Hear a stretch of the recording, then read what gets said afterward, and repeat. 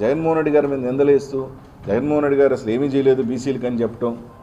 ఈరోజు ఒకటి అడుగుతాను, ఎన్ని టికెట్ అసలు నువ్వు ఈరోజు పోటీ చేసిన పార్లమెంటు 70 సంవత్సరాల తర్వాత ఒక ఎంపీగా పంపించాలనుకుంటుంది జగన్మోహన్ రెడ్డి గారు కాదా?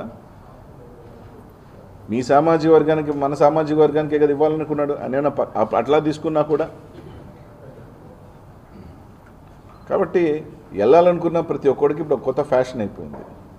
జగన్మోహన్ రెడ్డి గారు ఒంటెత్తిపోకడలు, ఆయన ఇది తెలుగుదేశం పార్టీ ఆయనకేమన్నా రెడ్ కార్పెట్ వేసి రోజు చంద్రబాబు నాయుడు గారు రాయి అపాయింట్మెంట్ ఇచ్చి పక్కన కూర్చోబెట్టుకుంటాడా? ఎంతమందికి ఇచ్చాడు బీసీ టికెట్లు? ఈరోజు అడుగుతున్న ఒంగోలు జిల్లాలో ఒక బీసీ ఉన్నాడా? నెల్లూరు జిల్లాలో వాళ్ళకి ఒక బీసీ ఉన్నాడా?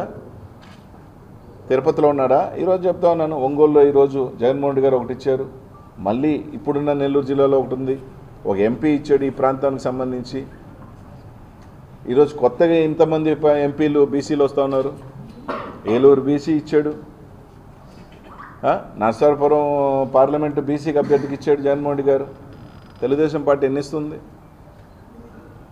కాబట్టి పోవాలనుకున్నప్పుడు ప్రతి ఒక్కరికి ఒక అలవాటు, ఇది అలవాటు అయిపోయింది. 4.5 సంవత్సరం మాత్రం ఆయన దేవుడు, ఆయన వీరుడు, నా అంతిమ యాత్రలకి జగన్మోహన్ రెడ్డి గారు ముఖ్యమంత్రిగా వచ్చి చితి పెట్టాలా, ఈ డైలాగులు వేస్తారు. పోయేటప్పుడు మాత్రం ఆయనది బాగా మూటలు సంపాదించుకుంటారు, బాగా చేసుకుంటారు, మళ్ళీ ఆయన్ని తిడతారు. ఈ ప్రతి ఒక్కడు ఇది ఒక అలవాటు, ఫ్యాషన్ అయిపోయింది.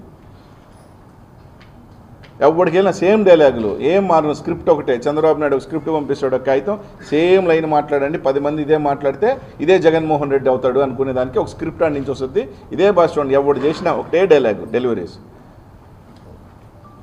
ఏమన్నా మారుతున్నాయా? ఖచ్చితంగా తను ఒక ముఖ్యమంత్రిగా తాను ముఖ్యమంత్రి అవ్వాలనుకున్నప్పుడు ఎమ్మెల్యేలను కానీ ఎంపీలను కానీ ఇదిగో ఇలా కాదు అక్కడికి వెళ్ళి మార్చే అవకాశం ఉంది. ఈరోజు నేను కూడా ఎమ్మెల్యేగా ఉన్నప్పుడు కార్పొరేటర్లు ఇక్కడ ఓడిపోతారనుకున్నప్పుడు గెలిచే కార్పొరేటర్ని కదా పెడతాను. నాకున్న వ్యక్తిని ఎవరైనా ఉంటే బతిలాడుకుంటాం కదా, అరే నాయన నువ్వు ఇబ్బంది పడతావు, ఓడిపోయేటట్టున్నావు, ఇంకోటి పెడదాం రా గెలుస్తాం. ఎందుకంటే పార్టీ అనేది బతుకుంటేనే కదా మేమందరం కూడాను. కానీ ఇట్లాగా ఈ యొక్క అలవాట్లు జగన్మోహన్ ఏం చేయలేదు, ప్రజలందరికీ తెలుసు జగన్మోహన్ గారు ఏం చేశారని. కాబట్టి దయచేసి కొత్తది ఏమన్నా ట్రై చేయండి. రొటీన్గా అంటే వీళ్ళందరి మనం క్యారెక్టర్ ఎప్పుడు బయటపడుతుందంటే బాగున్నప్పుడు కాదంట, ఇట్లాంటప్పుడే. పార్టీకి నిలబడాల్సిన అవసరం, ఒక లీడర్కి అండగా ఉండాల్సిన టైం వచ్చినప్పుడు, ఆ లీడర్కి మన అవసరమైనప్పుడు ఆ రోజు నిలబడిన వాళ్ళే ఎవరైనా కానీ నిజమైన కార్యకర్త కానీ నిజమైన నమ్మకస్తుడు కానీ. బాగున్నప్పుడు అందరు బాగుంటారబ్బా, అందరు బంధువులే. కానీ బాగా లేనప్పుడు మనం వెంట నిలబడేవాడే నిజమైన మనిషి.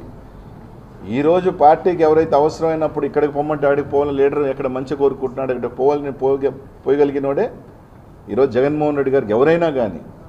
అంతే తప్ప ఈరోజు ప్రతిదానికి ఆయన మీద నిందలేసి బాగున్నప్పుడు మాత్రం ఆయన వీరుడు, ఆయన సూర్యుడు, ఆయన దేవుడు, ఆయన అట్లా కాదు అట్లా పోనాం కానీ ఆయన విలను, ఆయన రావణాసురుడు, ఆయన ఇదే కరెక్ట్ కాదు.